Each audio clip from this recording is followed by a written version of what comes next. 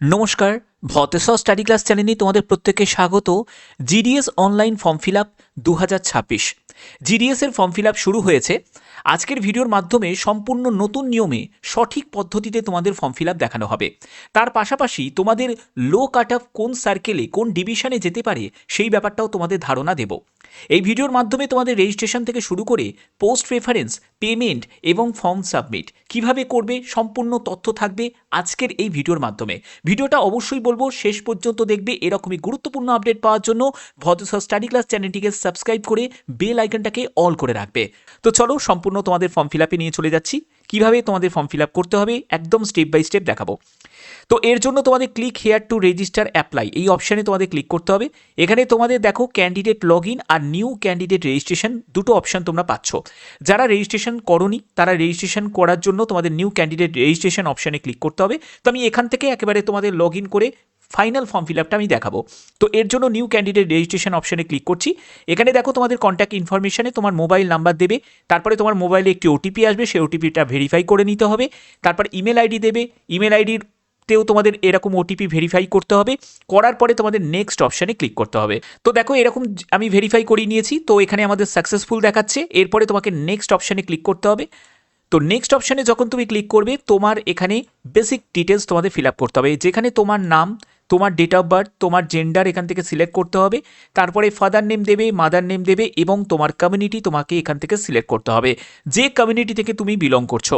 ওকে, তো সেই কমিউনিটি অবশ্যই তোমাকে এখান থেকে সিলেক্ট করতে হবে এবং এর জন্য যে সেন্ট্রাল ফরম্যাট যে সার্টিফিকেট সেটা কিন্তু তোমাদের লাগবে। কখন লাগবে? যখন তুমি ডকুমেন্ট ভেরিফিকেশানে যাবে। ওকে, তো এবার তোমাদের কি করবে আমি এইগুলো ফিল আপ করে নিই। ফিল আপ করে তোমাদের কমপ্লিট রেজিস্ট্রেশন অপশানে ক্লিক করবে, তোমাদের রেজিস্ট্রেশনটা কমপ্লিট হয়ে যাবে। ওকে, তো দেখো তোমাদের এখানে যখনই তুমি কমপ্লিট রেজিস্ট্রেশন অপশানে যখন তুমি ক্লিক করলে তখন তোমাদের রেজিস্ট্রেশন সাকসেসফুল দেখাবে এবং তোমার রেজিস্ট্রেশন নাম্বারটা দেখাবে এবং তোমাদের এসএমএসও চলে আসবে। ইমেলে তোমরা চেক করবে, ইমেল আইডিতেও তোমাদের সেটা চলে আসবে। ঠিক আছে, এটা নিয়ে কোনো তোমাদের কপি করে রাখতে হবে না, কোনো দরকার নেই। ওকে, নিয়ে তোমাদের লগ ইন পেজে তোমাদের ভিজিট করতে হবে। দেখো ক্যান্ডিডেট লগ ইনের যে অপশানটা দেখতে পাচ্ছ, এই ক্যান্ডিডেট লগ ইন অপশানে ক্লিক করতে হবে।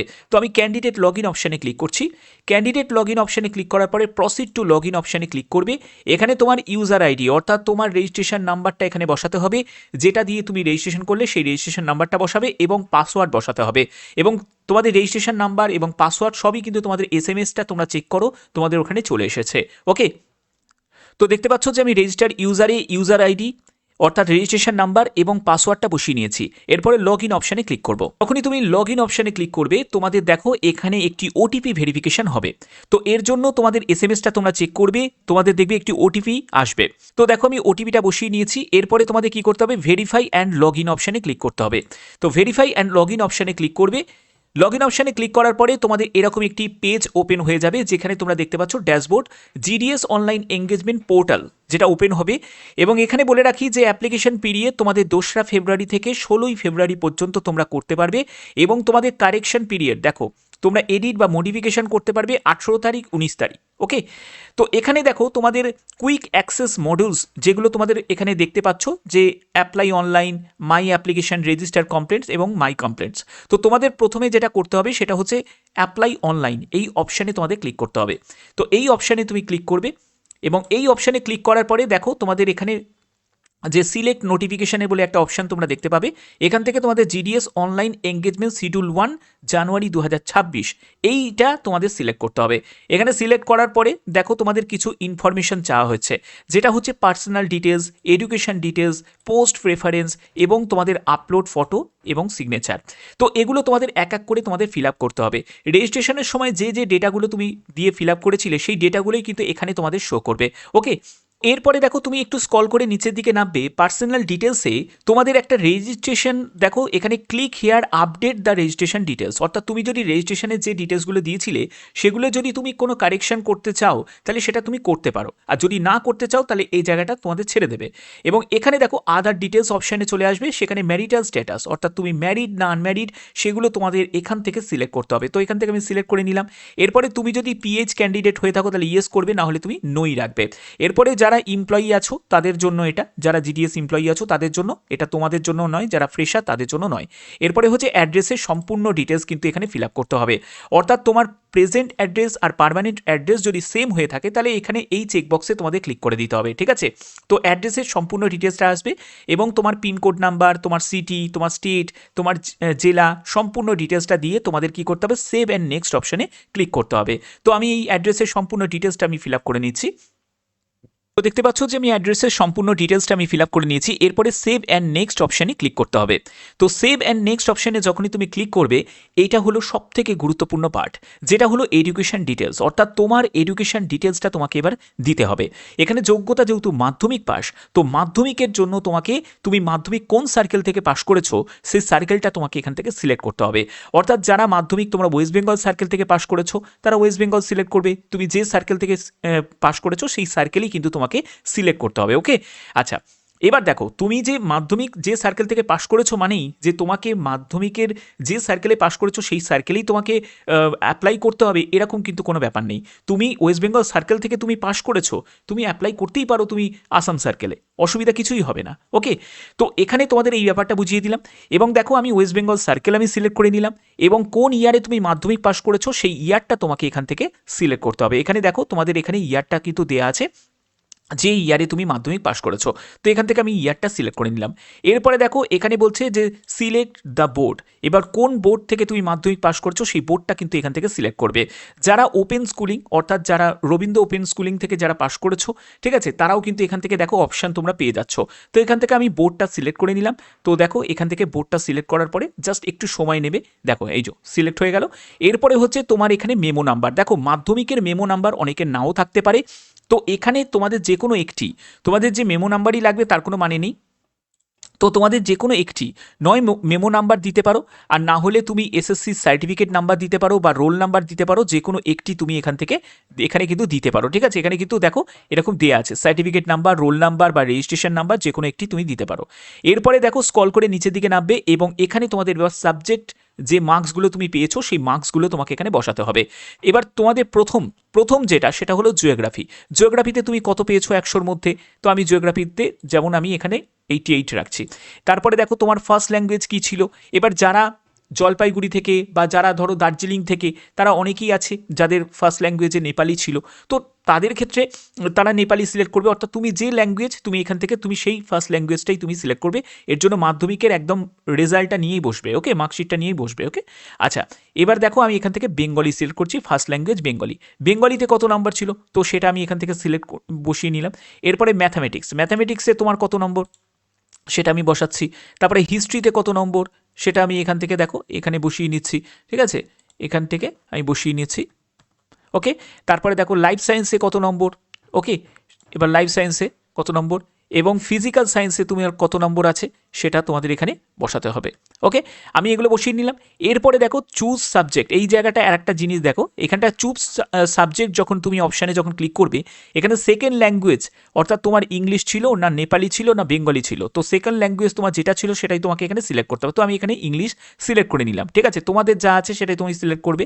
তো এগুলো করার পরে দেখো অপশনাল যদি তোমার সাবজেক্ট কোনো কিছু থাকে তাহলে তুমি এখানে সেটা মার্কসটা মেনশন করবে, যদি না থাকে তাহলে কি করতে হবে, জিরো টাইপ করে দেবে, ওকে।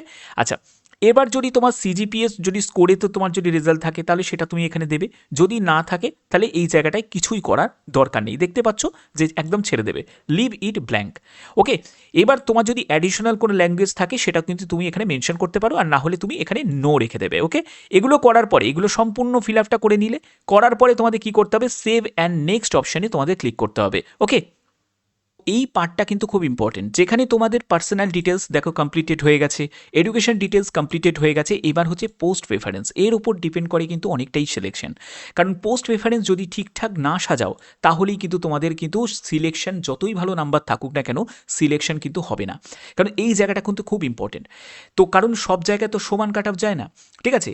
এবার তুমি ধরো সিলেক্ট সার্কেল, এই অপশানে যখন তুমি ক্লিক করবে দেখো আসাম সার্কেল দেখতে পাচ্ছ, নর্থ ইস্ট সার্কেল দেখতে পাচ্ছ, Punjab circle, West Bengal circle. এরকম কোনো ব্যাপার নেই যে তুমি ওয়েস্ট বেঙ্গলের ক্যান্ডিডেট বলে তুমি বাইরের সার্কেলে অ্যাপ্লাই করতে পারবে না, মানে আসাম সার্কেল যেখানে ল্যাঙ্গুয়েজ বেঙ্গলি তো নিশ্চয়ই পারবে। যেমন দেখো আমি এখানে আসাম সার্কেলটা সিলেক্ট করছি। এরপরে তুমি যখন ডিভিশনের জায়গাটা যখন যাবে দেখো এখানে আমি ডিভিশন সিলেক্ট করছি। দেখো ডিভিশনে আসাম সার্কেলের ডিভিশনে কাচার ডিভিশন আছে আর আরএমএস এস ডিভিশন আছে। তো ধরো আমি কাচার ডিভিশন আমি সিলেক্ট করলাম। কাচার ডিভিশন যখন তুমি সিলেক্ট করবে, এখানে দেখো তুমি 7টা মানে পার্ট পর্যন্ত তুমি এখানে প্রেফারেন্স হিসাবে তুমি দিতে পারবে, ঠিক আছে, পোস্ট প্রেফারেন্স হিসাবে তুমি দিতে পারবে। এবার এখানে আমি যেহেতু একজন এসসি ক্যান্ডিডেটের ফর্ম ফিল আপ করছি, সেখানে দেখো তুমি ইউআর ক্যান্ডিডেটেরও দেখতে পাচ্ছ, আবার এসসি ক্যান্ডিডেট দেখতে পাচ্ছ।